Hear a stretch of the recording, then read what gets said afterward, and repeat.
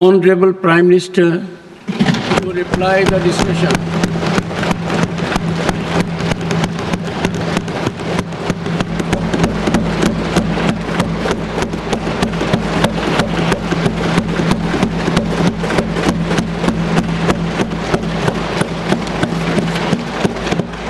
आदरणीय सभापति जी,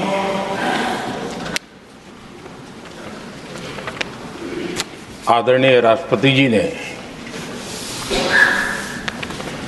भारत की उपलब्धियों के बारे में, दुनिया की भारत से अपेक्षाओं के बारे में और भारत के सामान्य मानवी का आत्मविश्वास, विकसित भारत बनाने का संकल्प, इन सारे विषयों को लेकर के विस्तार से चर्चा की है। देश को आगे की दिशा भी दिखाई है। आदरणीय राष्ट्रपति जी का अभिभाषण प्रेरक भी था, प्रभावी भी था और हम सब के लिए भविष्य के काम का मार्गदर्शन भी था। मैं आदरणीय राष्ट्रपति जी के उद्बोधन पर धन्यवाद करने के लिए उपस्थित हुआ हूं।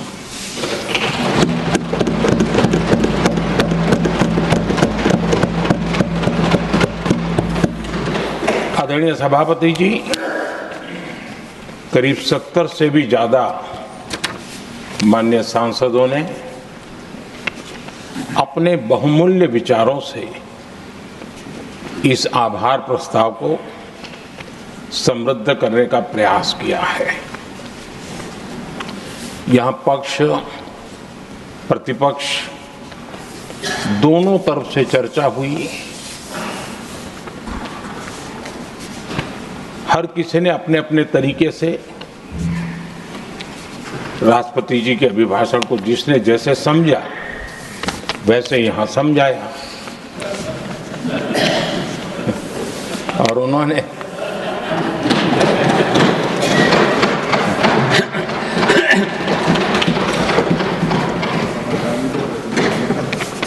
आदरणीय सभापति जी, यहां पर सबका साथ, सबका विकास, इस पर बहुत कुछ कहा गया। मैं समझ नहीं पाता हूं कि इसमें कठिनाई क्या है। सबका साथ, सबका विकास, ये तो हम सबका दायित्व है और इसीलिए तो देश ने हम सबको यहां बैठने का अवसर दिया है और उसमें, लेकिन जहां तक कांग्रेस का सवाल है, उनसे सबका साथ, सबका विकास, इसके लिए कोई अपेक्षा करना, मैं समझता हूं कि बहुत बड़ी गलती हो जाएगी।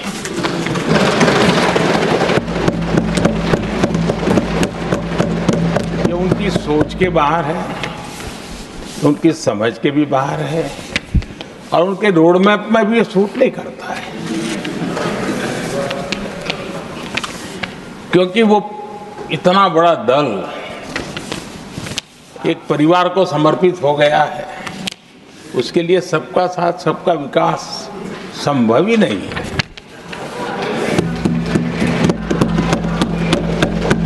आदरणीय सभापति जी, कांग्रेस ने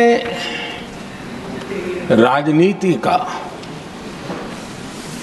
एक ऐसा मॉडल तैयार किया था जिसमें झूठ, फरेब, भ्रष्टाचार, परिवारवाद, तुष्टीकरण, सबका गालमेल था। जहां सबका गालमेल हो वहां सबका साथ हो ही नहीं सकता।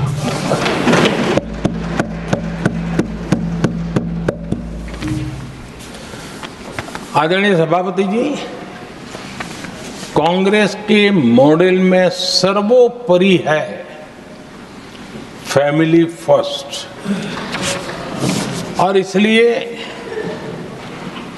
उनकी नीति रीति, उनकी वाणी, उनका वर्तन उस एक चीज को संभालने में ही खपता रहा है। 2014 के बाद देश ने हमें सेवा करने का अवसर दिया और मैं उन देश की जनता का आभारी हूं कि हमें तीसरी बार लगातार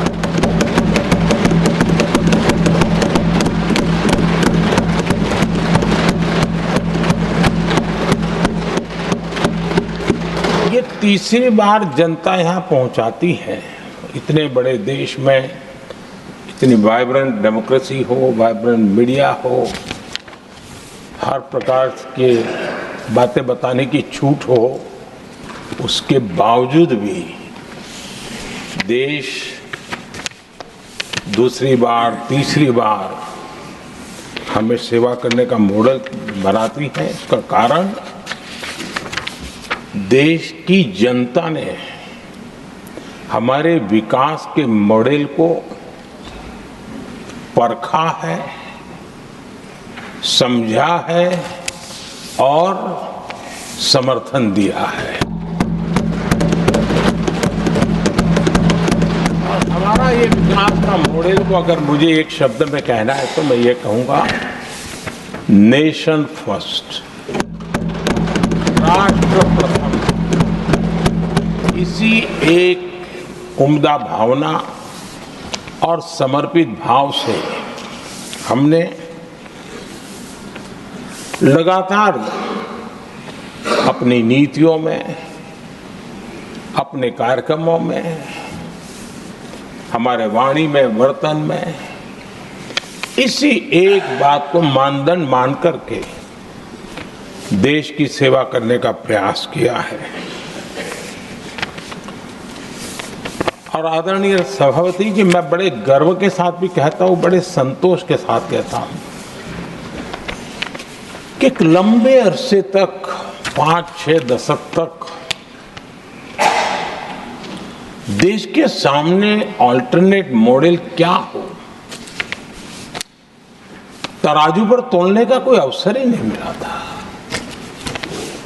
लंबे अरसे के बाद 2014 के बाद देश को एक अल्टरनेट मॉडल क्या हो सकता है, अल्टरनेट काम कार्यशैली क्या हो सकती है, प्रायोरिटीज क्या हो सकती है, इसका एक नया मॉडल देखने को मिला है। और ये नया मॉडल तुष्टीकरण नहीं, संतुष्टीकरण पर भरोसा।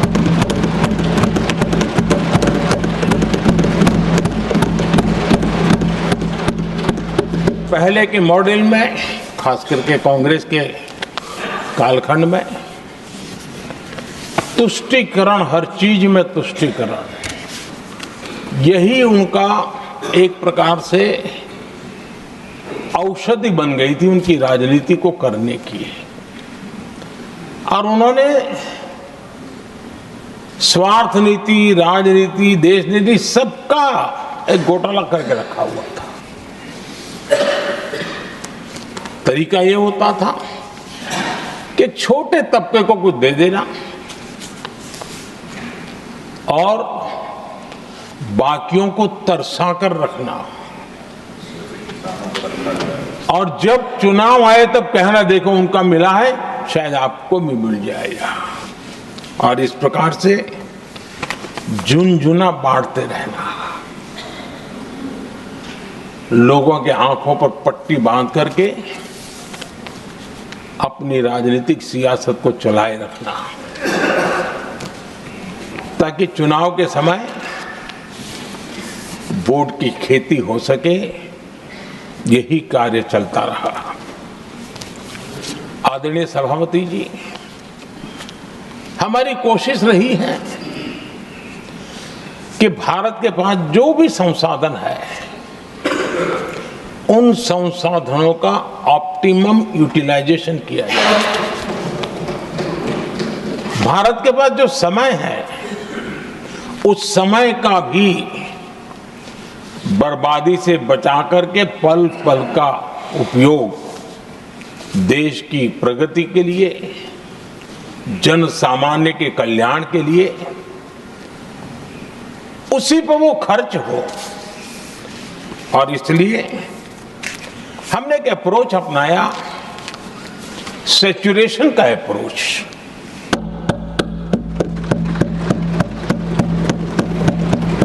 पैर उतने ही लंबे करने जितनी चद्दर हो, लेकिन जो योजना बने, जिनके लिए वो योजना बने, उनको वो 100% उसका बेनिफिट होना चाहिए। किसी को दिया, किसी को नहीं दिया, किसी को लटका करके रखा और उसको हमेशा प्रताड़ित करते रखना और उसको निराशा की गर्त में धकेल देना, उन सिचुएशन से हमने बाहर आकर के सैचुरेशन अप्रोच की ओर हमारे काम को आगे बढ़ाया है। बीते दशक में हमने हर स्तर पर सबका साथ, सबका विकास की भावना को जमीन पर उतारा है और वो आज देश में जिस प्रकार से बदलाव नजर आ रहा है, फल के रूप में हम अनुभव करने लगे हैं। हमारे गवर्नेंस का भी मूल मंत्र यही रहा है, सबका साथ, सबका विकास। हमारी ही सरकार ने SC, ST एक्ट को मजबूत बनाकर दलित और आदिवासी समाज के सम्मान और उनके सुरक्षा के संबंध में अपनी प्रतिबद्धता भी दिखाई और हमने उसको बढ़ाया।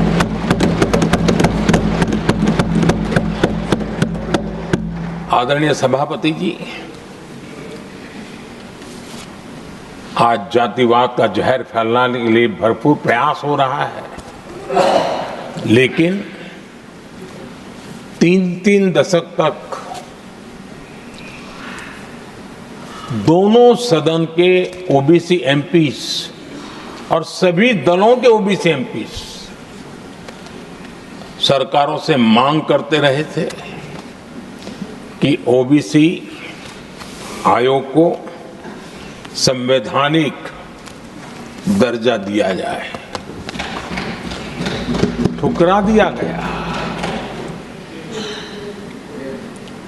इनकार किया गया, क्योंकि शायद उस समय उनकी राजनीति को ये सूट नहीं करता होगा, क्योंकि तुष्टीकरण की राजनीति के और फैमिली फर्स्ट की राजनीति में जब वो बैठेगा तब तक वो चर्चा तक के हित में भी नहीं आता है। आदरणीय सभापति जी, ये मेरा सौभाग्य है कि हम सब ने मिलकर के 3 दशक से मेरे ओबीसी समाज ने जिस बात के लिए मांगे की, आशाएं रखी, जिसको निराश करके रखा गया था, हमने आकर के इस आयोग को संवैधानिक दर्जा दिया।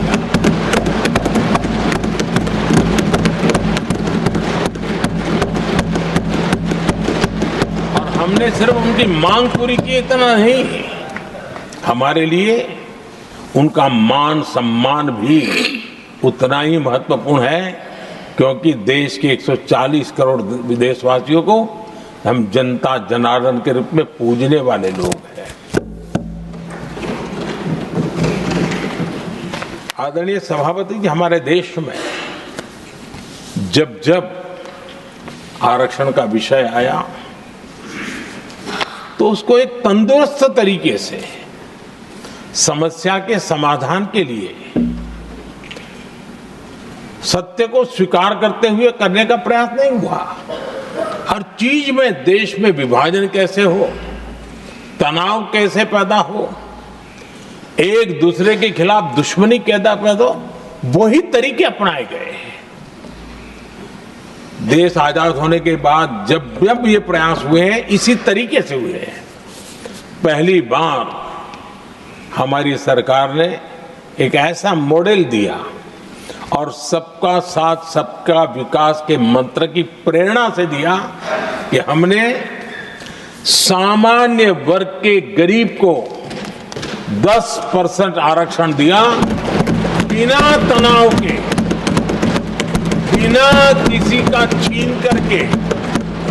और जब ये निर्णय किया तो एससी समुदाय ने भी उसको स्वागत किया, एसटी समुदाय ने भी स्वागत किया, ओबीसी समुदाय ने भी स्वागत किया। किसी को भी पेट में दर्द नहीं हुआ, क्योंकि इतना बड़ा निर्णय, लेकिन करने का तरीका था सबका साथ सबका विकास, और तब जाकर के बहुत ही स्वस्थ शांत तरीके से पूरे राष्ट्र ने इस बात को स्वीकार किया। आदरणीय सभापति जी, हमारे देश में दिव्यांगों की कभी सुनवाई जितनी मात्रा में होनी चाहिए थी, नहीं हुई। जब सबका साथ सबका विकास का मंत्र होता है ना, तब मेरे दिव्यांग जन भी उस सबके कैटेगरी में होते हैं, और तब जाकर के हमने दिव्यांगों के लिए आरक्षण का विस्तार किया, दिव्यांगों के लिए सुविधाएं उपलब्ध हो, इसके लिए मिशन मोड में काम किया, दिव्यांगों के कल्याण के लिए अनेक योजनाएं बनाई, लेकिन योजनाओं को लागू भी किया। ये इसके कारण इतना ही नहीं, आदरणीय सभापति जी, ट्रांसजेंडर कम्युनिटी के अधिकारों को लेकर के हमने उसको कानूनी रूप से उसको पुख्त करने के लिए प्रामाणिकता पूर्वक प्रयास किया। सबका साथ सबका विकास के मंत्र को हम कैसे जीते हैं, ये हमने समाज के उस उपेक्षित वर्ग की तरफ भी हमने बड़ी संवेदना के साथ देखा। आदरणीय सभापति जी, भारत की विकास यात्रा में नारी शक्ति के योगदान को कोई नकार नहीं सकता, लेकिन उनको अगर अवसर मिले और वो नीति निर्धारण का हिस्सा बने, तो देश की प्रगति में और गति आ सकती है। और इस बात को ध्यान में रखते हुए हमने ही, और इस सदन का पहला निर्णय हुआ, हम देशवासी गर्व कर सकते हैं, सदन इस बात के लिए याद रखा जाएगा, ये नया सदन सिर्फ उसके रूप रंग के लिए नहीं, ये नया सदन का पहला निर्णय था नारी शक्ति बंधन। इस नए सदन को हम किसी और तरीके से भी कर सकते थे, हम हमारी वाहवाही के लिए भी उपयोग कर सकते थे, पहले भी होता था, लेकिन हमने तो मातृशक्ति की वाहवाही के लिए इस सदन का आरंभ किया था, और मातृशक्ति के आशीर्वाद से ये सदन अपना कार्य आरंभ किया है। आदरणीय सभापति जी,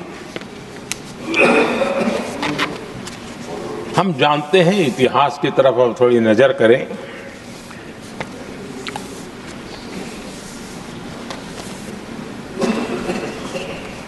यानी मैं कह रहा हूं इसलिए नहीं, बाबा साहब आंबेडकर के साथ कांग्रेस को कितनी नफरत रही थी, उनके प्रति कितना गुस्सा था, और किसी भी हालत में बाबा साहब की हर बात के प्रति कांग्रेस चिढ़ जाती थी, और इसके सारे दस्तावेज मौजूद है। और इस गुस्से को दो बार बाबा साहब को चुनाव में पराजित करने के लिए क्या कुछ नहीं किया गया।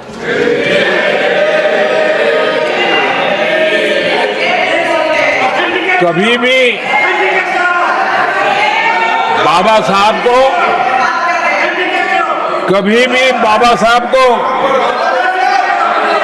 भारत रत्न के योग्य नहीं समझा गया।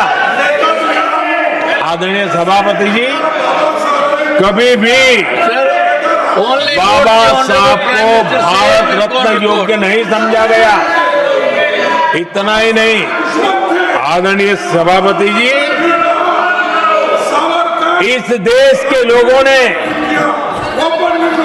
बाबा साहब की भावना का आदर किया, सर्व समाज ने आदर किया, और तब आज मजबूरन कांग्रेस को जय भीम बोलना पड़ रहा है, उनका मुंह सूख जाता है।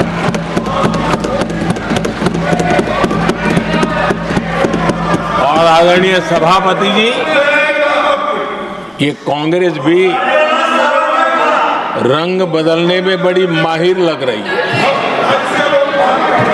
कितनी तेजी से अपना नकाब बदल देते हैं, ये इसमें साफ साफ नजर आ रहा है।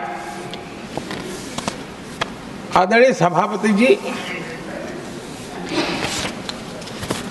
आप कांग्रेस का अध्ययन करेंगे तो कांग्रेस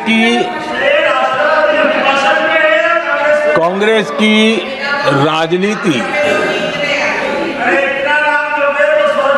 जैसे हमारा मूल मंत्र रहा सबका साथ सबका विकास, वैसा उनका हमेशा रहा कि दूसरे की लकीर छोटी करना।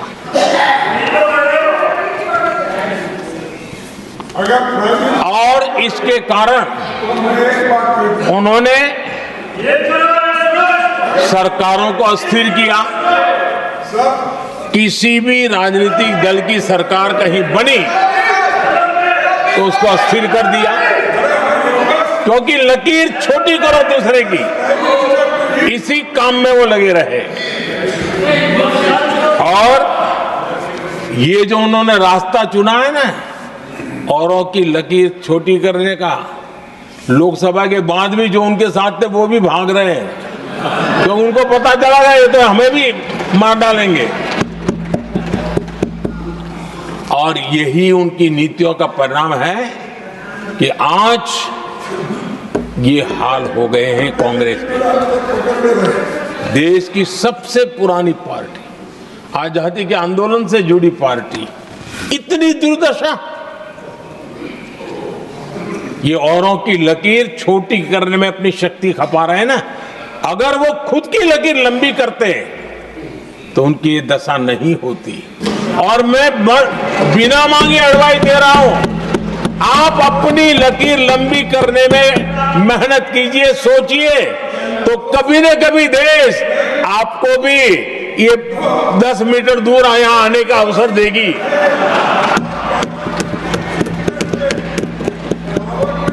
आदरणीय सभापति जी, बाबा साहब ने SC/ST समुदाय की बुनियादी चुनौतियों को बहुत बारीकी से समझा था, बहुत गहराई से समझा था, और खुद भुक्तभोगी थे, इसलिए दर्द भी था, पीड़ा भी थी, और समाज का कल्याण करने की एक जज्बा भी था। और बाबा साहब ने SC/ST समुदाय के आर्थिक उन्नति के लिए एक स्पष्ट रोडमैप देश के सामने प्रस्तुत किया था। उनकी बातों में प्रस्तुत होता था। और बाबा साहब ने एक बहुत महत्वपूर्ण बात कही थी, मैं उनका कोट पढ़ना चाहता हूं। बाबा साहब ने कहा था, भारत एक कृषि प्रधान देश है, लेकिन दलितों के लिए ये आजीविका का मुख्य साधन बन ही नहीं सकता, ये बाबा साहब ने कहा था। उन्होंने आगे कहा था, और इसके कई कारण हैं। पहला, भूमि खरीदना उनके सामर्थ्य से बाहर है। दूसरा, अगर उनके पास धन भी हो तो भी उनके लिए भूमि खरीदने का कोई अवसर नहीं है। बाबा साहब ने ये एक एनालिसिस किया था, और इस परिस्थिति का एनालिसिस करते हुए उनको तो सुझाव था, उन्होंने आग्रह किया था कि दलितों के साथ, हमारे आदिवासी भाई बहनों के साथ, वंचितों के साथ ये जो अन्याय हो रहा है, ये जो मुसीबत में जीने के लिए वो मजबूर हो रहे हैं, इसका एक उपाय है देश में इंडस्ट्रियलाइजेशन को बढ़ावा दिया जाए। औद्योगिकरण के पक्षकार थे बाबा साहब, क्योंकि औद्योगिकरण करने के पीछे उनकी कल्पना साफ थी। स्किल बेस्ड जॉब्स और एंटरप्रेन्योरशिप के लिए, आर्थिक आत्मनिर्भरता के लिए दलित, आदिवासी, वंचित समूहों को एक अवसर मिलेगा और उसे वो उत्थान का एक सबसे महत्वपूर्ण हथियार मानते थे। लेकिन आजादी के इतने सालों के बावजूद भी, इतने साल कांग्रेस को सत्ता में रहने का अवसर मिला, तब भी बाबा साहब की इन बातों को पर गौर करने का भी उनको समय नहीं था। उन्होंने बाबा साहब की इस विचारों को पूरी तरह खारिज कर दिया। एससी एसटी समुदाय की आर्थिक लाचारी बाबा साहब समाप्त करना चाहते थे। उसे कांग्रेस ने ऐसा उल्टा काम किया कि उसको गहरा संकट बना दिया।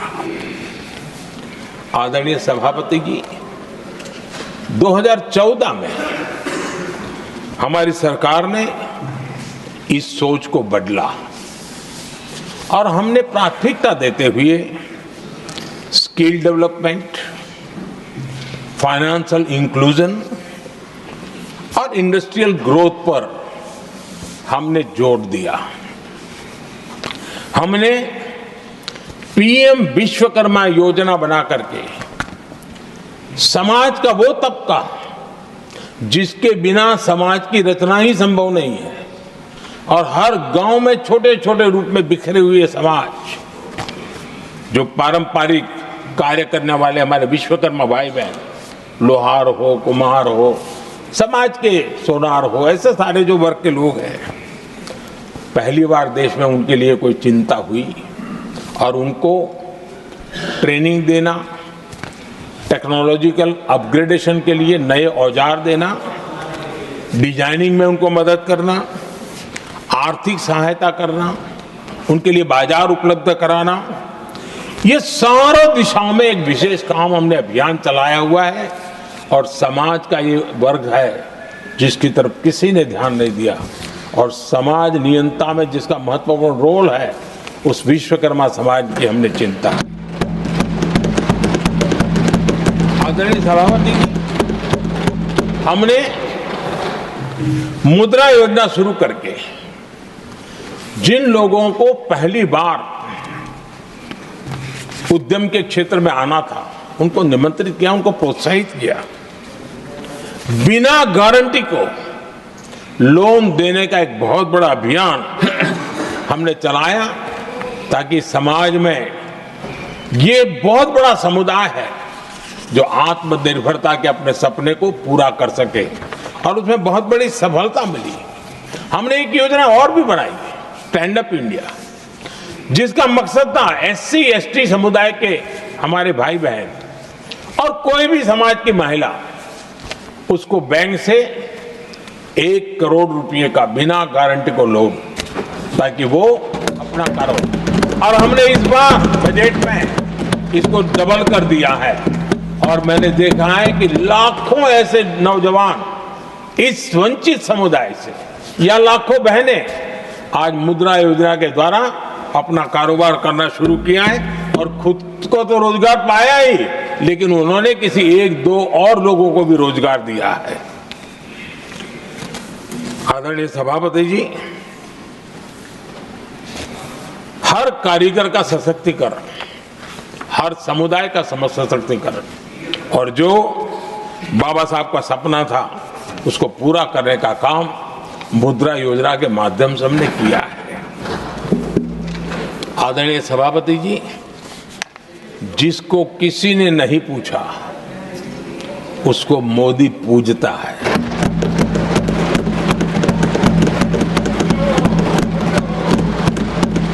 गरीब, वंचित, उसकी का कल्याण ये हमारी प्राथमिकता है।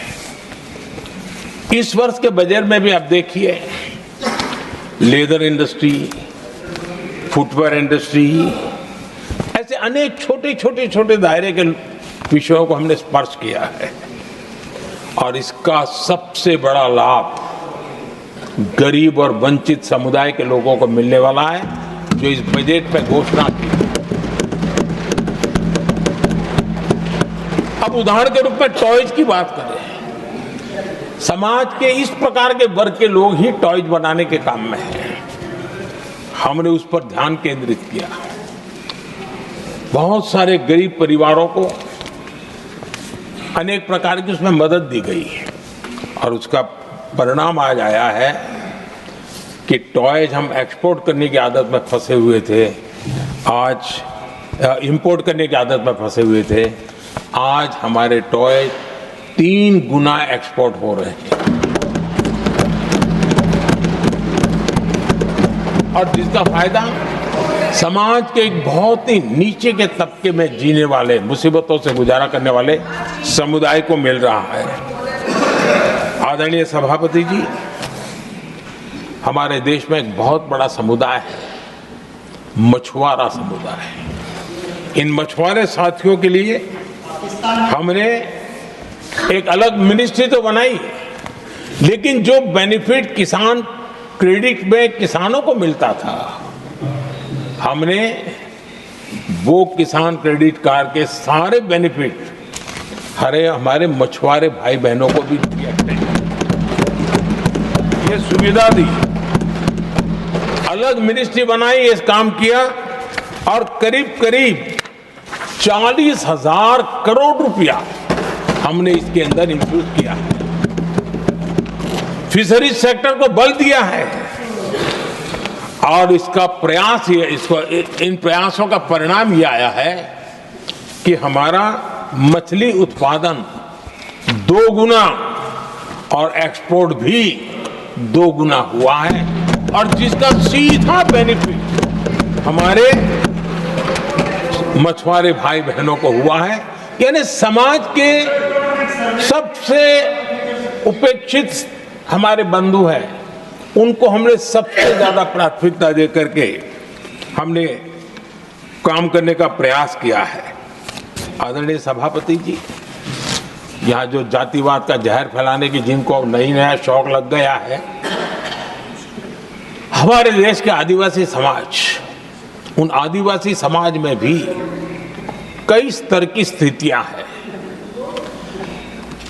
कुछ समूह ऐसे हैं जिनकी संख्या बहुत कम है और जो करीब देश में 200-300 जगह पे बिखरे हुए हैं और कुल आबादी उनकी बहुत कम है, लेकिन वो ऐसे उपेक्षित रहे हैं, उनकी बारीकियों को जाने तो दिल दहलाने वाली बात है। और मेरा सद्भाग्य रहा कि राष्ट्रपति जी से इस विषय में मुझे काफी गाइडेंस मिला, क्योंकि उस समाज को काफी निकट से राष्ट्रपति जी जानती है और उसी में से आदिवासी समाज में भी बहुत वंचित अवस्था में जीने वाला एक जो छोटा तबके के लोग व बिखरे पड़े लोग हैं, उनको विशेष रूप से योजना में लाने का प्रयास हुआ और हमने पीएम जनमन योजना बनाई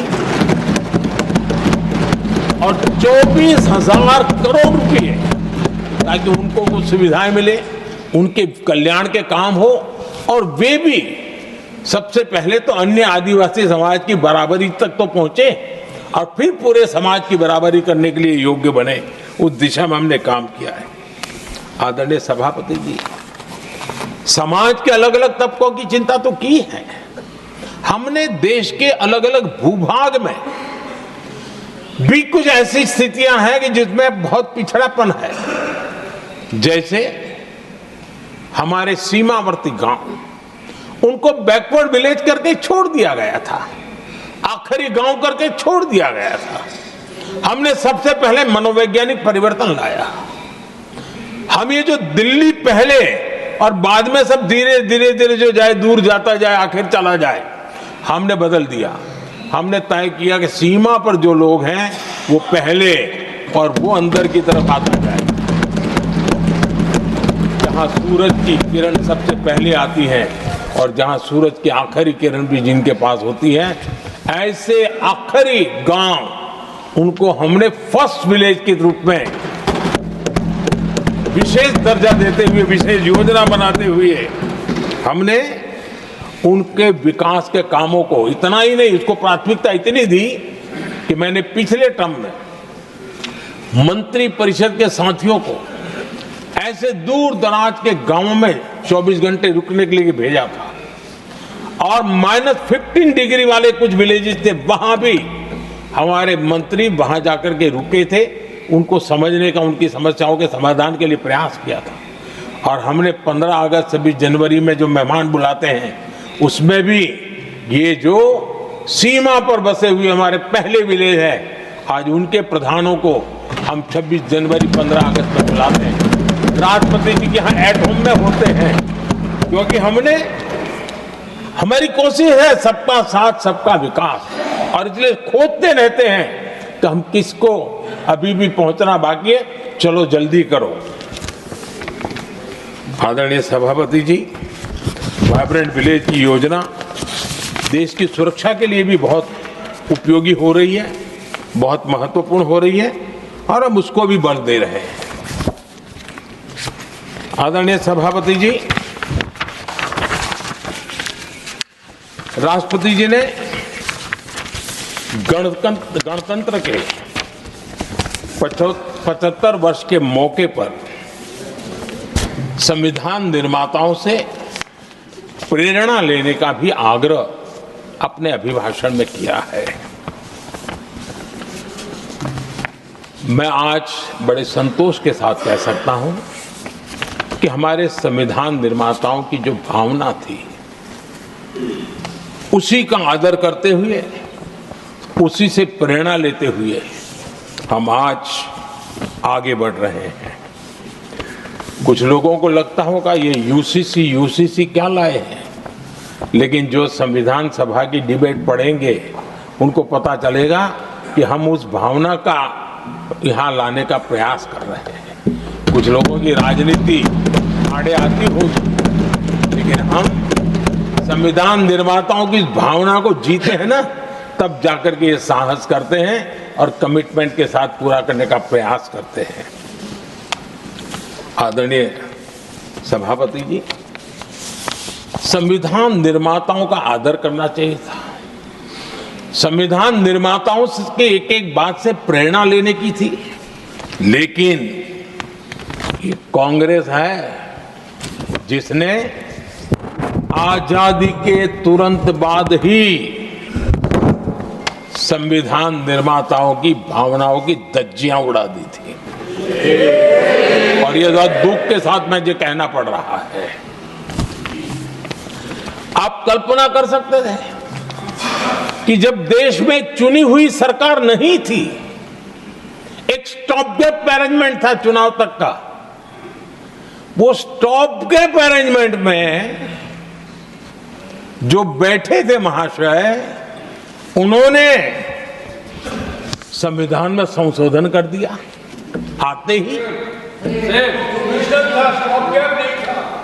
चुनी हुई सरकार करती तो थोड़ा भी तो समझ आता था, लेकिन उतना भी इंतजाम नहीं किया। और किया क्या उन्होंने फ्रीडम ऑफ स्पीच को कुचला, फ्रीडम ऑफ स्पीच को कुचला। अखबारों पर, प्रेस पर लगाम लगाई और डेमोक्रेट का टैग लगाकर घूमते रहे दुनिया में। देश के डेमोक्रेसी का महत्वपूर्ण स्तंभ, उसको कुचलने का काम हुआ और ये संविधान की भावना का पूरी तरह अनादर था। आदरणीय सभापति जी, देश की पहली सरकार थी, नेहरू जी प्रधानमंत्री थे और मुंबई में जब नेहरू जी प्रधानमंत्री थे तब मुंबई में मजदूरों की एक हड़ताल हुई। उसमें मशहूर गीतकार मजरूह सुल्तानपुरी जी ने एक गीत गाया था, कॉमनवेल्थ का दास है, ये कविता उन्होंने गाई थी। कविता गाने मात्र के गुने में नेहरू जी ने देश के एक महान कवि को जेल में ठूस दिया।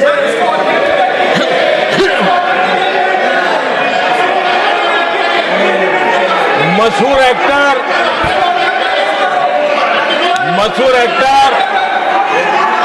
बलराज साहनी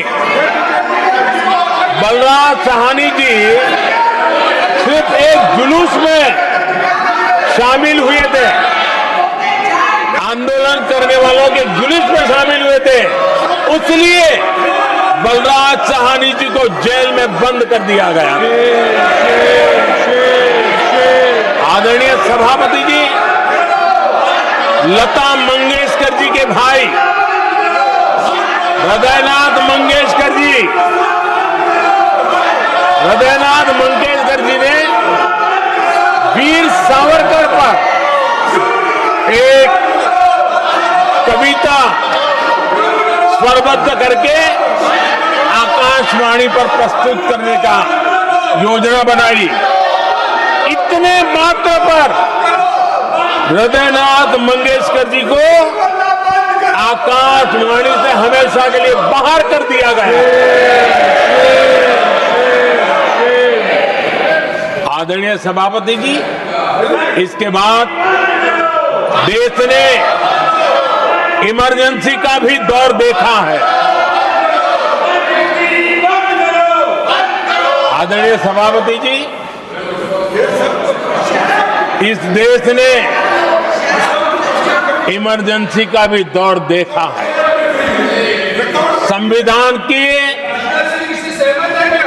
किस प्रकार से कुचला गया, संविधान के स्पिरिट को किस प्रकार से रौंदा गया और वो भी सत्ता सुख के लिए किया गया, ये देश जानता है। और इमरजेंसी में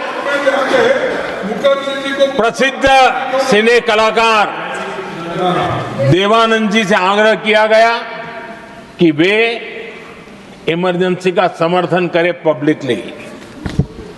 देवानंद जी ने साफ साफ इमरजेंसी पर समर्थन करने से इनकार कर दिया। उन्होंने हिम्मत दिखाई और इसलिए दूरदर्शन पर देवानंद जी की सभी फिल्मों को प्रतिबंधित कर दिया गया।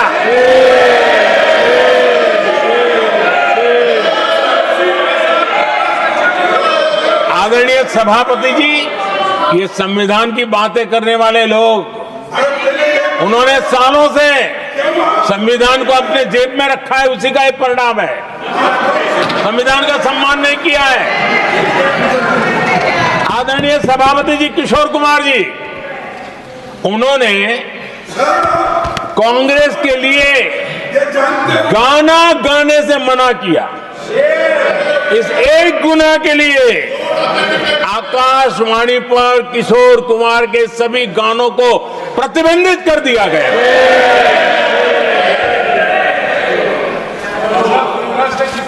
आदरणीय सभापति जी, मैं इमरजेंसी के उन दिनों को भूल नहीं सकता और शायद आज भी वो तस्वीरें मौजूद है। ये जो लोकतंत्र की बातें करते हैं, मानव गरिमा की बातें करते हैं और बड़े बड़े भाषण देने के लिए शौकीन लोग हैं, आपातकाल में जॉर्ज फर्नांडिस समेत देश के महानुभावों को हथकड़ियां पहनाई गई थी, जंजीरों से बांधा गया था। संसद के सदस्य, देश के गणमान्य नेता, उनको हथकड़ियां और जंजीरों से बांधा गया था। इनके मुंह में संविधान शब्द शोभा नहीं देता है।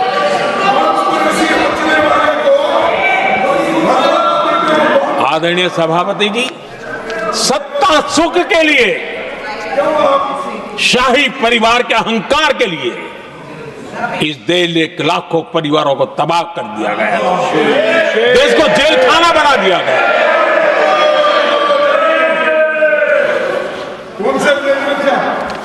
बहुत लंबा संघर्ष चला।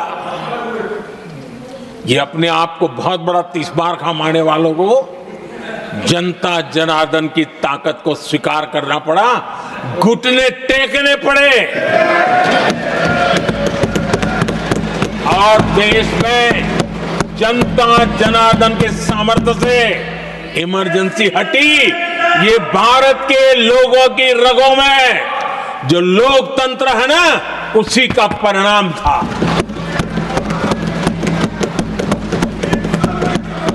हमारे माननीय खड़गे जी आपके सामने बढ़िया बढ़िया शेर सुनाते रहते हैं और उनका शौक है शेर सुनाने का, और सभापति जी आप भी बड़ा मजा लेते हैं।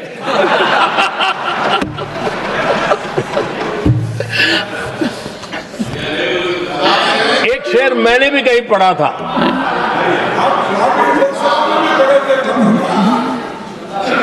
तमाशा करने वालों को क्या खबर, तमाशा करने वालों को क्या खबर, हमने कितने तूफानों को पार कर दिया जलाया है,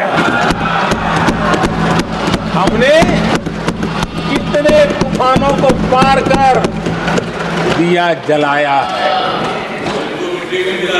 आदरणीय सभापति जी,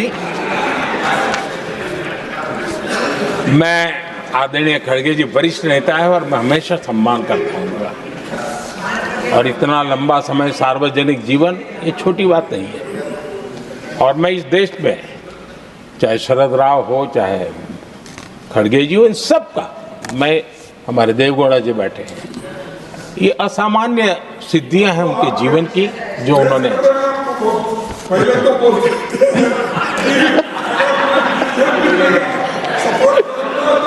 ऐसा है खड़गे जी, आपको आपके घर में तो ये बातें सुनने को नहीं मिलेगी, मैं ही बताऊंगा।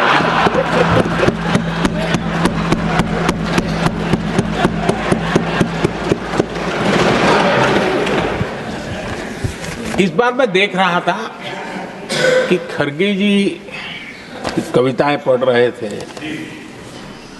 लेकिन जो बातें बता रहे थे, और आपने बड़ा सही पकड़ा था कि जरा बताओ तो सही भी ये कविता है कब की है? उनको पता था, सभापति जी उनको पता था ये कविताएं कब की है। भीतर कांग्रेस की दुर्दशा का इतना दर्द पड़ा था, लेकिन वहां हालत यह है कि बोल नहीं सकते, तो उन्होंने सोचा ये अच्छा मंच है, यही बोल दें, और इसलिए उन्होंने नीरज की कविता के माध्यम से उनके घर के हालात यहां प्रस्तुत किए हैं। आदरणीय सभापति जी, जो आज के लिए सही है, खड़गे जी को मैं आज वही कवि नीरज जी की कुछ पंक्तियां सुनाना चाहता हूं।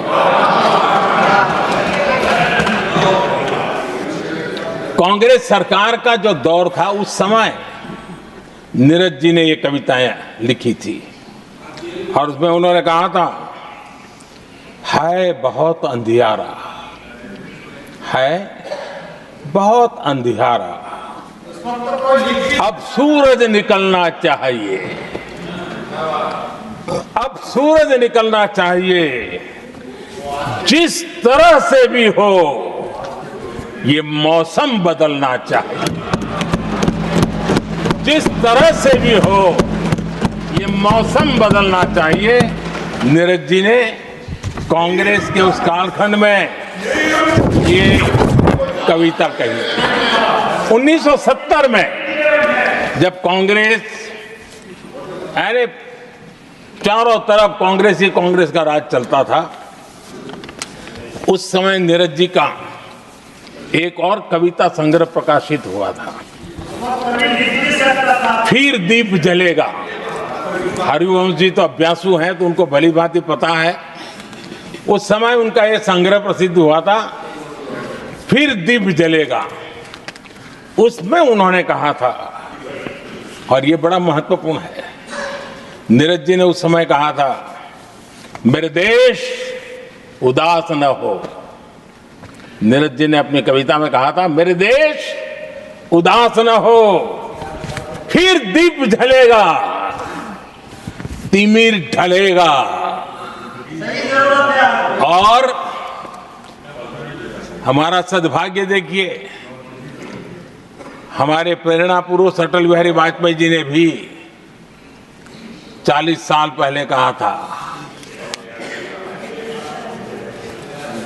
सूरज निकलेगा, अंधेरा छटेगा, कमल खिलेगा।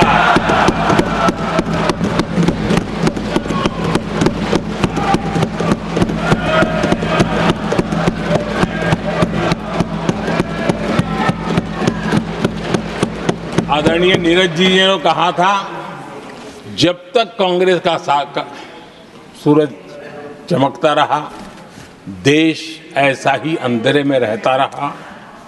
कई दशक तक ऐसे ही हाल बने रहे। आदरणीय सभापति जी, गरीबों को शक्ति देने के लिए, गरीबों के सशक्तिकरण के लिए जितना काम हमारे कार्यकाल में हुआ है, हमारी सरकार के द्वारा हुआ है, इतना पहले कभी नहीं हुआ। गरीबों का सशक्तिकरण और गरीब ही गरीबी को परास्त करे, उस दिशा में हमने योजनाओं को आकार दिया। और मुझे मेरे देश के गरीबों पर भरोसा है, उनके सामर्थ्य में भरोसा है। अगर अवसर मिल जाए ना, तो वो हर चुनौतियों को पार कर सकता है। और गरीब ने करके दिखाया, योजनाओं का लाभ लेते हुए, अवसरों का फायदा उठाते हुए, सशक्तिकरण के माध्यम से 25 करोड़ गरीबी को परास्त करने में सफल हुए। 25 करोड़ लोगों को गरीबी से बाहर निकालना, ये हमारे लिए गर्व का विषय है कि हमने एक बहुत बड़ा काम किया है। जो लोग गरीबी से निकले हैं, कठोर परिश्रम करके निकले हैं, सरकारी पर भरोसा करते हुए, योजनाओं को आधार बना करके, और आज गरीबी से निकलकर वो एक न्यू मिडिल क्लास हमारे देश में अर्जित हुआ है। आदरणीय सभापति जी, मेरी सरकार इस न्यू मिडिल क्लास और मिडिल क्लास के साथ डट करके खड़ी है और बहुत कमिटमेंट के साथ हम खड़े हैं। हमारी न्यू मिडिल क्लास और मिडिल क्लास की आकांक्षाएं आज देश के लिए गति देने वाली शक्ति है। हमारे देश की एक नई ऊर्जा है, देश की प्रगति का सबसे बड़ा आधार है। हम मिडिल क्लास के, न्यू मिडिल क्लास के सामर्थ्य को बढ़ाना चाहते हैं। हमने मिडिल क्लास के लिए एक बहुत बड़े हिस्से को टैक्स में इस बजट में जीरो कर दिया है।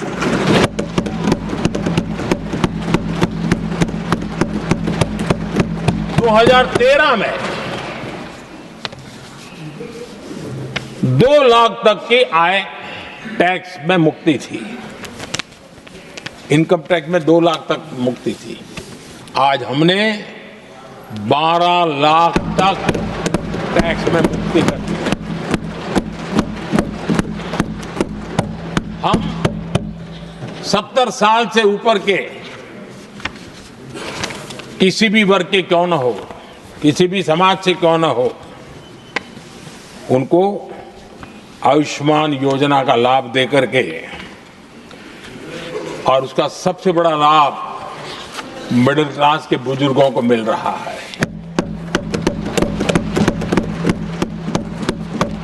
आदरणीय सभापति जी, हमने देश में 4 करोड़ घर बनाकर हमारे देशवासियों को दिए, जिसमें से 1 करोड़ से ज्यादा घर शहरों में बने हैं। हमने घर खरीदने वालों के साथ बहुत बड़ा फ्रॉड हुआ करता था, उनको सुरक्षा देना बहुत जरूरी था, और इसी सदन में हमने रेरा का कानून बनाया है, जो आज मध्यम वर्ग के घर के सपने के खिलाफ जो रुकावटें थी, उसको दूर करने एक महत्वपूर्ण हथियार बना है। इस बार बजट में स्वामी इनिशिएटिव लाया गया है, जो हाउसिंग प्रोजेक्ट अटके हुए हैं, जिसमें मध्यम वर्ग के पैसे रुके हुए हैं और उनकी सुविधाएं अटकी हुई हैं, उनके उस काम के लिए 15,000 करोड़ रुपया इस बजट में हमने आवंटित किया है, ताकि मध्यम वर्ग के उन सपनों को पूरा कर सकें।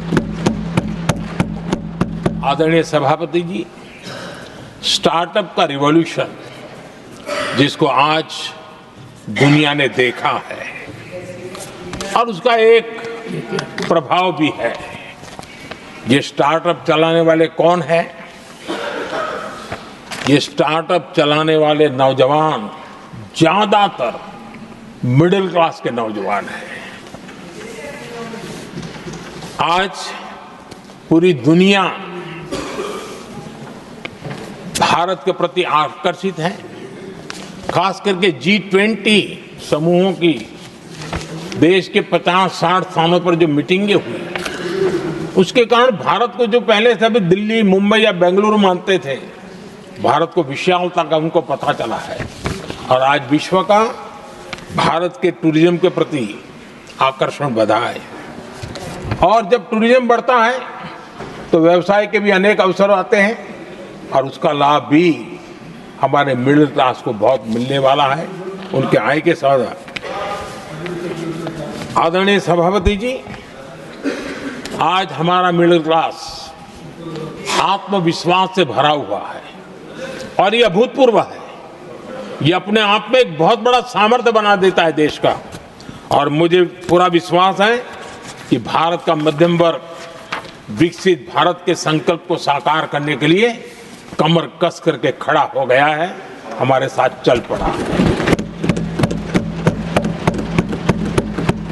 आदरणीय सभापति जी, विकसित भारत के निर्माण में सबसे बड़ा रोल देश के युवाओं का है।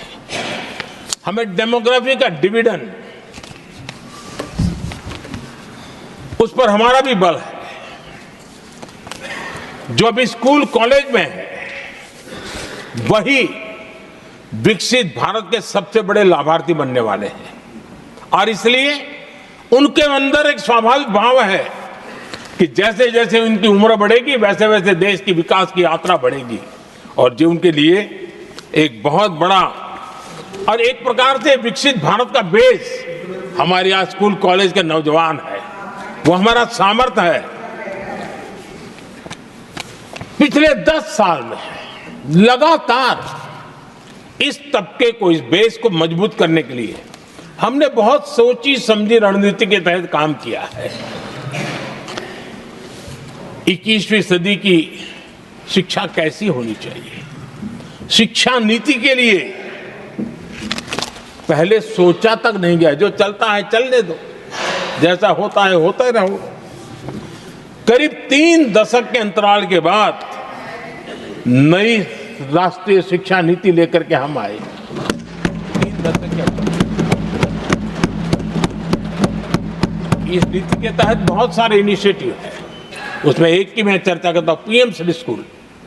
ये पीएम श्री स्कूल आज करीब 10-12 हजार स्कूल ऑलरेडी बन चुके हैं और नए बनाने की दिशा में हम आगे बढ़ रहे हैं। आदरणीय सभापति जी, एक महत्वपूर्ण निर्णय हमने शिक्षा नीति में बदलाव लाया है। मातृभाषा में पढ़ाई और मातृभाषा में परीक्षा, इस पर हमने बल दिया है।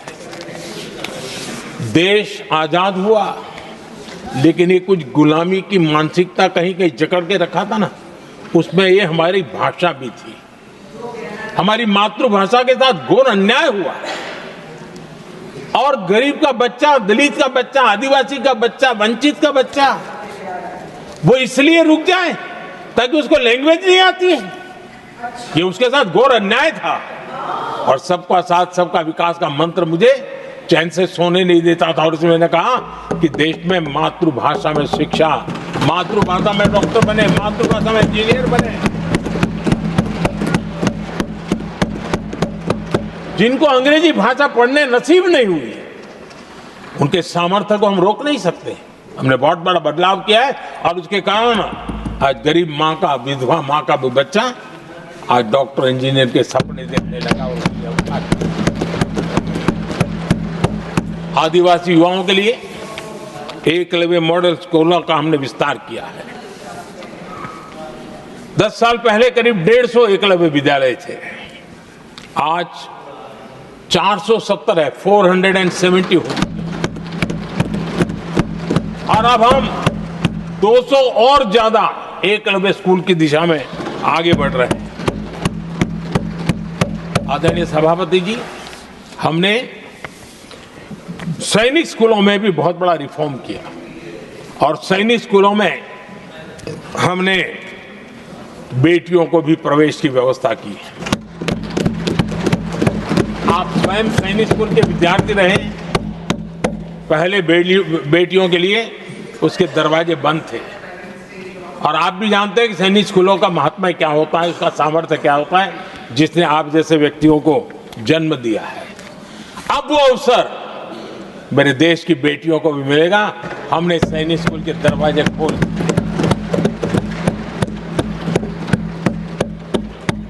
और अभी हमारी सैकड़ों बेटियां देशभक्ति के इस माहौल में अपनी पढ़ाई कर रही हैं और देश के लिए जीने का जज्बा सहज रूप से उनके भीतर पनप रहा है। आदरणीय सभापति जी, युवाओं के ग्रूमिंग में एनसीसी की बहुत बड़ी भूमिका है। हम में से जो भी एनसीसी के संपर्क में रहा है उसे मालूम है कि उस उम्र में और उस कालखंड में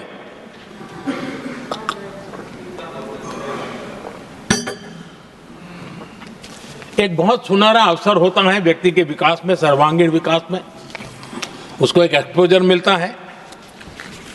बीते वर्षों में एनसीसी में अभूतपूर्व विस्तार हुआ है।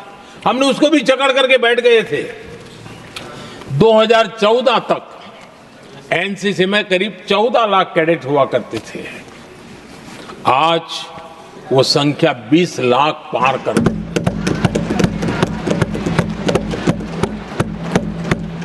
आदरणीय सभापति जी, देश के युवाओं में जो उमंग है, उत्साह है, नया कुछ कर गुजरने की इच्छा है, रूटीन काम से भी हटकर के कुछ करने का उनका इरादा है, ये साफ नजर आता है। जब मैंने स्वच्छ भारत अभियान चलाया, मैंने देखा है कि आज भी कई शहरों के नौजवानों की टोलियां अपने तरीके से, स्वयं प्रेरणा से स्वच्छता के अभियान को आगे बढ़ा रही है, कोई झुग्गी झोपड़ी में जाकर के शिक्षा के लिए काम कर रहे हैं, कई नौजवान कुछ न कुछ कर रहे हैं। इन सारी बातों को देख करके हमें लगा कि देश के युवाओं को एक अवसर मिलना चाहिए, संगठित रूप से प्रयास होना चाहिए, और इसके लिए हमने माय भारत एक आंदोलन शुरू किया है। मेरा युवा Bharat, my Bharat.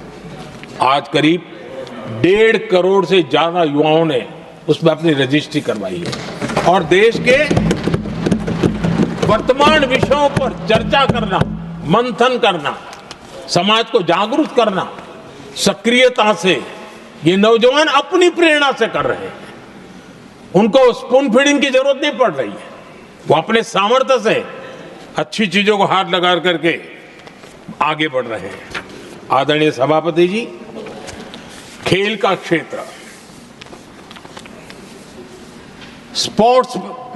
Sportsman spirit को जन्म देते हैं, और जिस देश में स्पोर्ट जितना व्यापक होता है, उस देश के अंदर वो स्पिरिट अपने आप पनपता है। खेल प्रतिभा को बल देने के लिए हमने अनेक आयामों पर काम शुरू किया है। खेल के लिए जो इंफ्रास्ट्रक्चर की जरूरत हो, उसके लिए जो फाइनेंशियल सपोर्ट की आवश्यकता हो, उसमें अभूतपूर्व हमने मदद की है, ताकि देश के नौजवानों को एक अवसर मिले। Target Olympic podium scheme tops और खेलो इंडिया अभियान हमारे स्पोर्ट्स इकोसिस्टम को पूरी तरह ट्रांसफॉर्म करने की ताकत रखते हैं, और हम अनुभव भी कर रहे हैं। पिछले दिनों 10 साल में जितने भी इंटरनेशनल स्पोर्ट्स इवेंट हुए हैं, भारत ने अपना झंडा गाड़ दिया है, भारत ने अपना सामर्थ्य दिखा दिया है, भारत के नौजवानों ने अपना लोहा बनवा लिया है, और उसमें हमारी बेटियां भी उतना ही दमखम के साथ दुनिया के सामने भारत की ताकत का प्रदर्शन कर रही है। आदरणीय सभापति जी, किसी भी देश को विकासशील से विकसित की जो यात्रा होती है, उसमें जन कल्याण के कामों का अपना महत्व है, लोक कल्याण के कामों का अपना महत्व है, लेकिन इंफ्रास्ट्रक्चर एक बहुत बड़ा कारण होता है, बहुत बड़ी ताकत होता है, और विकासशील से विकसित की यात्रा इंफ्रास्ट्रक्चर से गुजरती है, और हमने इंफ्रास्ट्रक्चर का महत्व को समझा है, और हमने इस पर बल दिया है। और जब इंफ्रास्ट्रक्चर की बात होती है, तो ये भी जरूरी है कि वो समय सर पूरे हो, जिसकी हम कल्पना करें, योजना करें, आवश्यकता समझे, लेकिन लटके रहे तो उसका फायदा नहीं मिलता है, उससे टैक्सपेयर का पैसा भी बर्बाद होता है, और देश उस लाभ से वंचित रह जाता है, अनेक सालों तक इंतजार करता है, उसका बहुत बड़ा भारी नुकसान होता है, जिसको शब्दों में गिना नहीं जा सकता है। कांग्रेस के कालखंड में अटकाना, भटकाना, लटकाना, ये उनका कल्चर बन गया था, और उसके कारण ये राजनीति का हिस्सा था। किस प्रोजेक्ट को करने देना, नहीं करने देना, उसमें राजनीतिक तराजू रहता था। सबका साथ सबका विकास का मंत्र नहीं होता था। एक भी नहीं होना। इस कांग्रेस कल्चर से मुक्ति पाने के लिए हमने एक प्रगति नाम की व्यवस्था बनाई, और उस नियमित रूप से मैं स्वयं इस प्रगति प्लेटफॉर्म के माध्यम से इंफ्रास्ट्रक्चर का प्रोजेक्ट्स का डिटेल मॉनिटरिंग करता हूं। कभी ड्रोन से भी उस एरिया की वीडियोग्राफी और लाइव इंटरेक्शन करता हूं, काफी मैं उसमें इन्वॉल्व रहता हूं। करीब 19 लाख करोड़ रुपए के ऐसे जो प्रोजेक्ट अटके पड़े हुए थे किसी न किसी कारण से, राज्य और केंद्र का कोऑर्डिनेशन नहीं होगा, एक डिपार्टमेंट का दूसरे डिपार्टमेंट से कोऑर्डिनेशन नहीं होगा, फाइलों में कहीं लटका पड़ा होगा, इन सारी चीजों का रिव्यू करता हूं, और ऑक्सफोर्ड यूनिवर्सिटी ने उस पर अध्ययन किया, इस प्रगति के हमारे इनिशिएटिव पर, और बहुत बड़ा उसने अच्छा रिपोर्ट दिया है। और उसमें उसने एक बहुत बड़ा सुझाव दिया है। उसने कहा प्रगति के इनिशिएटिव के बारे में कहा है, उन्होंने कहा प्रगति के अनुभवों से सीखते हुए अन्य विकासशील देशों के पास भी इंफ्रास्ट्रक्चर के विकास में क्रांति लाने का एक मूल्यवान अवसर है। ये प्रगति को सभी डेवलपिंग कंट्रीज के लिए उन्होंने ये सुझाव दिया। पहले काम कैसे होते थे, मैं तथ्यों के साथ कुछ उदाहरण देना चाहता हूं ताकि पता चले कि कैसे देश को नुकसान किया गया है। मैं ये नहीं कह रहा हूं हर एक ही व्यक्ति ने जानबूझ के किया होगा, लेकिन कल्चर डेवलप हो गया और उसका परिणाम हुआ। अब देखिए उत्तर प्रदेश में हम एग्रीकल्चर, किसान, भाषण तो बहुत बढ़िया दे देते हैं, अच्छा लगता है, भड़काने का काम करने में क्या जाता है, कोई जो इन्वेस्टमेंट तो है ही नहीं, भड़काते रहो दुनिया को, कोई काम तो करना नहीं है। उत्तर प्रदेश में कृषि के लिए एक अहम योजना थी, सरयू नहर परियोजना। सरयू नहर परियोजना 1972, सोचिए साहब, 1972 में स्वीकृत हुई थी, 5 दशक तक लटकी रही। 1972 में जिस योजना को सोचा गया, योजना बनी, फाइल पे स्वीकृत हो चुकी, 2021 में हमने आकर के इसको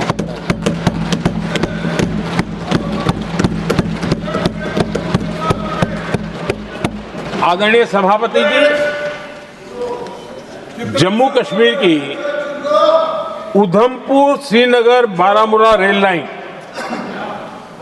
Udhampur Srinagar Baramulla rail line in 1994 में स्वीकृत हुई थी। 1994 में ये रेल लाइन भी बरसों तक लटकी रही। 3 दशक बाद आखिरकार हमने 2025 में इसे पूरा किया।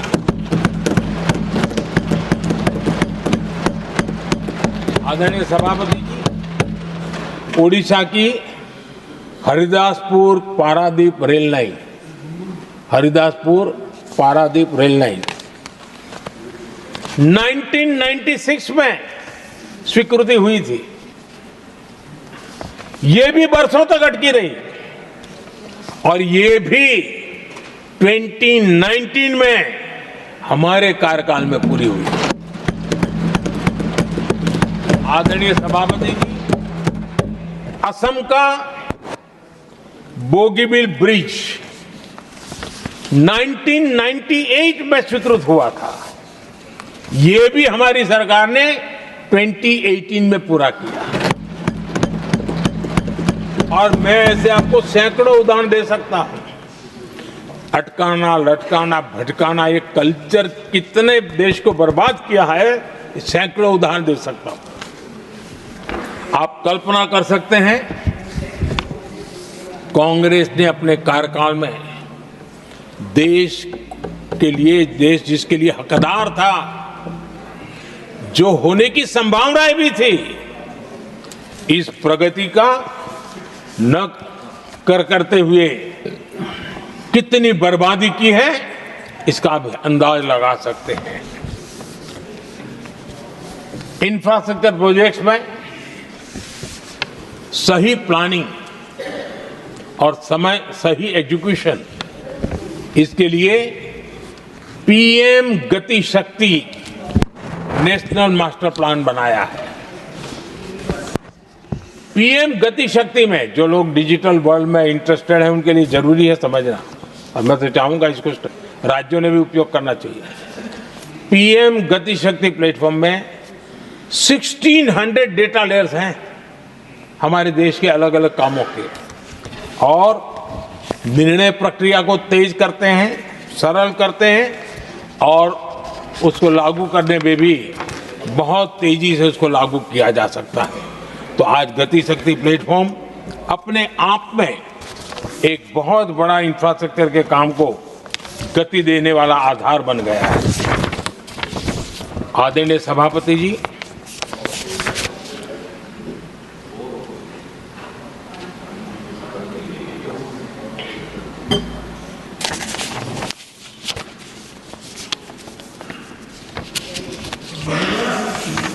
आज के नौजवानों को ये जानना बहुत जरूरी है कि उनके माँ बाप को मुसीबतों से जिंदगी क्यों गुजारनी पड़ी, देश की ऐसी हालत क्यों हुई, उनको जानना बहुत जरूरी है। अगर बीते दशक में डिजिटल इंडिया के लिए हम प्रोएक्टिव न होते, हम कदम न उठाते, तो आज जैसी सुविधाएं लेने में हमें कई साल इंतजार करना पड़ता। ये हमारे प्रोएक्टिव डिसीजन और प्रोएक्टिव एक्शन का परिणाम है कि आज हम समय के साथ या कहीं कहीं समय से आगे चल रहे हैं। आज देश में 5G टेक्नोलॉजी दुनिया में सबसे तेज गति से व्याप्त हमारे देश में बढ़ा है। आदरणीय सभापति जी, मैं अतीत के अनुभवों से कह रहा हूं, कंप्यूटर हो, मोबाइल फोन हो, एटीएम हो, ऐसी कई टेक्नोलॉजी दुनिया के कई देशों में हमारे से बहुत पहले पहुंच चुकी थी, लेकिन भारत में आते आते दशकों बीत गए तब जाकर के पहुंचा। अगर मैं हेल्थ की बात करूं, बीमारी की बात करूं, टीकाकरण की बात करूं, जैसे चेचक, बीसीजी का टीका, जब हम गुलाम थे तब दुनिया में वो टीकाकरण हो रहा था, कुछ देशों में हो चुका था, लेकिन भारत में ये दशकों बाद आया। पोलियो की वैक्सीन हमने दशकों तक इंतजार करना पड़ा, दुनिया आगे बढ़ चुकी थी, हम पीछे रह गए थे। कारण यह था कांग्रेस ने देश की व्यवस्था को ऐसे जकड़ करके रखा था। उनको लगता था सारा ज्ञान सरकार में जो बैठे हैं उन्हीं को है, वही सब कर लेंगे, और उसी का एक परिणाम था लाइसेंस परमिट राज। मैं देश के नौजवानों को कहूंगा, लाइसेंस परमिट राज का कितना जुल्म था, देश विकास नहीं कर सकता था, और लाइसेंस परमिट राज यही कांग्रेस की पहचान बन गई थी। आदरणीय सभापति जी, कंप्यूटर का जब शुरुआती दौर था तो कंप्यूटर को इंपोर्ट करना चाहता है तो उसके लिए लाइसेंस लेना होता था कंप्यूटर लाने के लिए, और कंप्यूटर लाने के लाइसेंस पाने में भी सालों लग जाते थे। आदरणीय सभापति जी, वो दिन थे मकान बनाने के लिए सीमेंट चाहिए तो सीमेंट के लिए भी परमिशन लेना पड़ता था मकान बनाने के। इतना ही नहीं सभापति जी, शादी ब्याह में अगर चीनी की जरूरत हो, चीनी चाय पिलानी हो, तो भी लाइसेंस लेना पड़ता था। मेरे देश के नौजवानों को पता होना, और मैं आजाद भारत की बात कर रहा हूं, मैं अंग्रेजों के कालखंड की बात नहीं कर रहा हूं, कांग्रेस के कालखंड की बात कर रहा हूं। और कांग्रेस के एक पूर्व वित्त मंत्री जो अपने आप को बहुत ज्ञानी मानते हैं, उन्होंने माना था कि लाइसेंस परमिट के बिना कोई काम होते नहीं है। सारे काम लाइसेंस परमिट के रास्ते से ही गुजरते हैं। और उन्होंने ये भी कहा था कि लाइसेंस परमिट बिना रिश्वत को नहीं होता है। मैं कांग्रेस के वित्त मंत्री ने जो कहा वो कह रहा हूं, बिना रिश्वत को नहीं होता है। अब कोई बहुत आसानी से समझ सकता है, उस जमाने में रिश्वत मतलब हाथ की सफाई कौन करता था भाई? ये कौन पंजा था? वो पैसा कहां जाता था? देश का नौजवान भली भांति समझ सकता है। यही इस सदन में कांग्रेस के एक माननीय सदस्य हैं, मौजूद है, जिनके पिताजी के पास खुद के पैसे थे, किसी से लेना नहीं था, और कार खरीदना चाहते थे। यहां मौजूद एक एमपी है कांग्रेस के, उनके पिताजी खुद के पैसे से कार खरीदना चाहते थे। 15 साल तक उनको कार के लिए इंतजार करना पड़ा था कांग्रेस के राज में।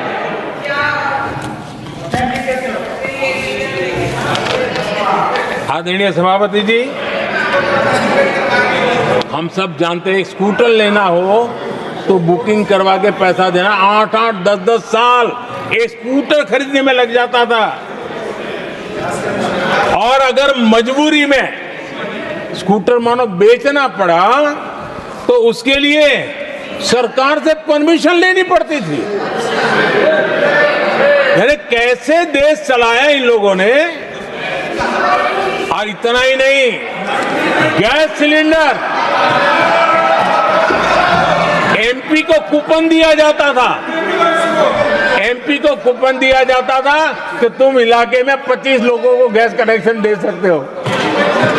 गैस सिलेंडर के लिए कतार लगती थी। टेलीफोन कनेक्शन, नाक को दम आ जाता था टेलीफोन कनेक्शन के लिए। देश के नौजवानों को पता होना चाहिए कि ये जो आज बड़े बड़े भाषण झाड़ रहे हैं, उन्होंने क्या किया था, देश को पता होना चाहिए।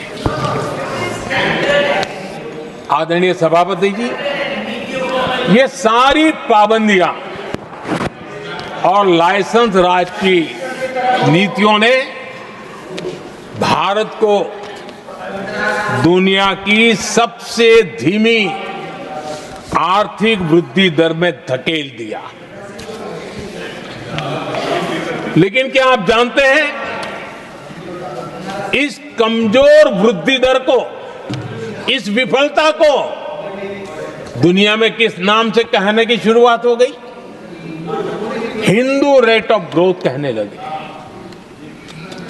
एक समाज का पूरा अपमान, विफलता सरकार में बैठे हुए लोगों की, काम न करने के सामर्थ्य बैठे हुए लोगों का, समझ शक्ति का अभाव बैठे हुए लोगों का, दिन रात भ्रष्टाचार में डूबे हुए लोगों का, और गाली पड़ी एक बहुत बड़े समाज को, हिंदू ग्रेट ऑफ ग्रोथ। आदरणीय सभापति जी, शाही परिवार के आर्थिक कुप्रबंधन और गलत नीतियों के कारण पूरे समाज को दोषी ठहराया गया और दुनिया भर में बदनाम किया गया। जबकि हम इतिहास देखें तो भारत के लोगों का तरीका और नीतियां, भारत के स्वभाव में लाइसेंस राज नहीं था, परमिट नहीं थी। भारत के लोग सदियों से, हजारों साल से खुले में विश्वास करते थे, और हम उन समुदाय में सबसे पहले थे जो दुनिया भर में मुक्त व्यापार, फ्री ट्रेड, उसमें मेहनत करते थे, काम करते थे। सदियों पहले भारतीय व्यापारी दूर दराज के देशों तक व्यापार करने के लिए जाते थे, कोई बंधन नहीं थे, कोई रुकावटें नहीं थे। ये हमारी प्रकृति की संस्कृति थी, हमने उसको तबाह करके रख दिया। आज जब पूरी दुनिया भारत की आर्थिक क्षमता को पहचानने लगी है। आज दुनिया तेज गति से आगे बढ़ने वाले देश के रूप में देख रही है। तो आज दुनिया भारत रेट ऑफ ग्रोथ दुनिया देख रही है और हर भारतीय को इसका गौरव है। और हम अपनी अर्थव्यवस्था का विस्तार कर रहे हैं।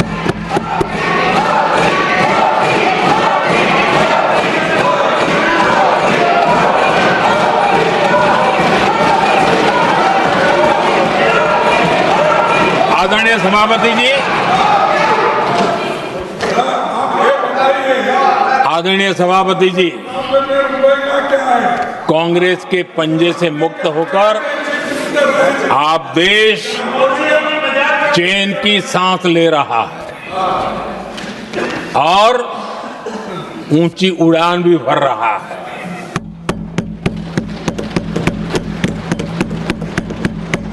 कांग्रेस के लाइसेंस राज और उसकी कुनीतियों से बाहर निकलकर हम मेक इन इंडिया को बढ़ावा दे रहे हैं।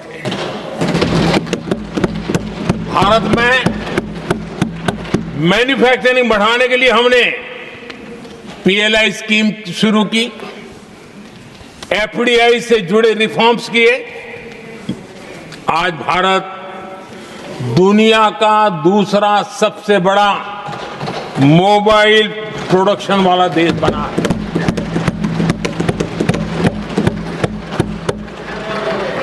पहले हम ज्यादातर फोन बाहर से इंपोर्ट कर रहे थे, अब हमारी पहचान एक मोबाइल एक्सपोर्टर के रूप में बनी है। आदरणीय सभापति जी, आज भारत की पहचान डिफेंस मैन्युफैक्चरिंग की बनी है। 10 साल में हमारा डिफेंस प्रोडक्ट्स 10 गुना एक्सपोर्ट बढ़ा है। 10 साल में 10 गुना बढ़ा है। आदरणीय सभापति जी, भारत में सोलर मॉड्यूल मैन्युफैक्चरिंग भी 10 गुना बढ़ गए हैं। आज हमारा देश दुनिया का दूसरा सबसे बड़ा स्टील प्रोड्यूसर देश है। 10 सालों में हमारा मशीनरी और इलेक्ट्रॉनिक एक्सपोर्ट तेजी से आगे बढ़ा है। बीते 10 सालों में भारत का टॉयज एक्सपोर्ट 3 गुना से ज्यादा बढ़ गया है। इन्हीं 10 सालों में एग्रो केमिकल एक्सपोर्ट भी बढ़ा है। कोरोना के कालखंड में हमने 150 से ज्यादा देशों को वैक्सीन और दवाइयां सप्लाई की। मेड इन इंडिया, हमारे आयुष और हर्बल प्रोडक्ट का एक्सपोर्ट भी बहुत तेज गति से बढ़ा है और बढ़ रहा है। आदरणीय सभापति जी, खादी जो कांग्रेस ने की तो सबसे बड़ा एक काम करते रहे खादी के लिए, तो भी मुझे लगता है हाँ ये आजादी के आंदोलन के लोगों से कुछ प्रेरणा आगे बढ़ा रहे हैं। वो भी नहीं किया। खादी और विलेज इंडस्ट्री का टर्नओवर पहली बार 1.5 लाख करोड़ से ज्यादा हुआ। 10 साल में इसका प्रोडक्शन भी 4 गुना हुआ है।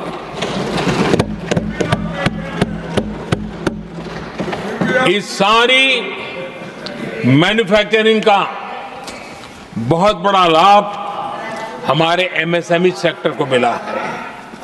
इससे देश में बड़ी संख्या में रोजगार के अवसर तैयार हुए हैं।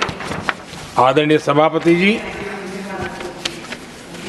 हम सभी जनता के प्रतिनिधि हैं। हम जनता जनार्दन के सेवक हैं। जनप्रतिनिधि के लिए देश और समाज का मिशन ही सब कुछ होता है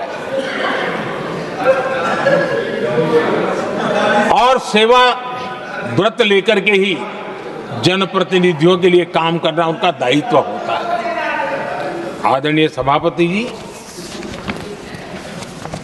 देश की हम सभी से अपेक्षा है कि हम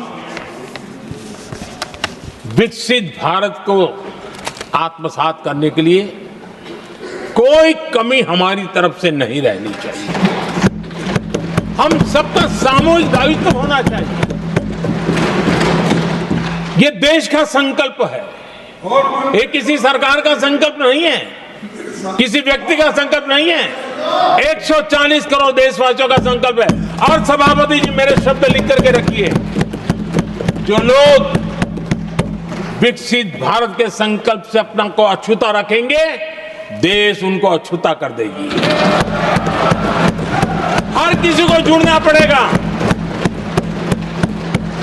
अब बच करके नहीं रह सकते, क्योंकि भारत का मिडिल क्लास, भारत का नौजवान पूरी ताकत के साथ देश को आगे बढ़ाने में जुट चुका है। और इसलिए